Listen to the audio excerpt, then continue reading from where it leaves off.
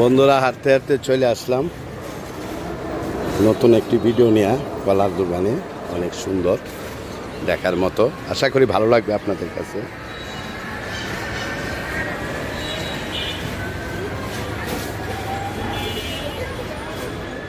ভিডিওগুলা দেখতে থাকেন, ভালো লাগবে।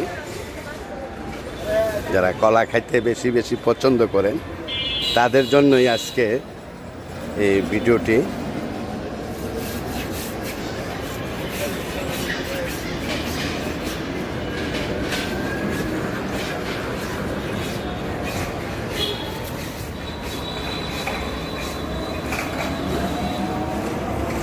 কলার দোকানে যিনি মালিক ভাইয়ার সাথে আমি একটু কথা বলতেছি। ভাইয়া, কি অবস্থা? কলা বেচা কিনা কেমন চলতেছে ভাইয়া? আছে ইনশাল্লাহ, মোটামুটি আলহামদুলিল্লাহ। আগের তুলনায় কি ব্যবসা বাড়ছে না কমে গেছে? আগের তুলনায় বা গাড়ি ভাড়া বেশি, তেলের কাজ, গাড়ি প্রতি 5,000 টাকা বেশি লাগতেছে মোটামুটি আর কি। এখন খরচটা বেড়ে গেছে, এর জন্য কলার কোস্টের দামটা বেশি পড়ে গেছে।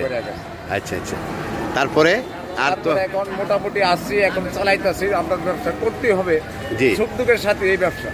তো বন্ধুরা, ভাইয়ার কথা শুনলাম। ভাইয়া কলা ব্যবসা করতেছে দীর্ঘদিন, অনেক বছর যাবত। তবে গাড়ির ভাড়া এবং তেলের খরচাটা বেশি পড়ে গেছে, সেই জন্য উনি তেমন একটা আগের মতন ব্যবসা নাই, তাই না? জি, আগের মতন ব্যবসা নাই। না, আগের মতন তেমন একটা ব্যবসা নাই। এরপরে এখন দেশের একটু পরিস্থিতি, কেনাকাটা কম, খাওয়াই আর একটু কম খাচ্ছে, এই হলো পরিস্থিতি। ভিডিওটি যদি ভালো লাগে লাইক কমেন্ট শেয়ার করে দেবেন, অন্যান্য বন্ধুদেরকে দিবেন। তো ভাইয়ার সাথে আমি অনেকক্ষণ দাঁড়িয়ে কথা বললাম। বন্ধুরা, চ্যানেলটিকে সাবস্ক্রাইব করে পাশে থাকবেন নতুন নতুন ভিডিও পাওয়ার জন্য, আপডেট ভিডিও পাওয়ার জন্য। ধন্যবাদ সবাইকে, আসসালামু আলাইকুম।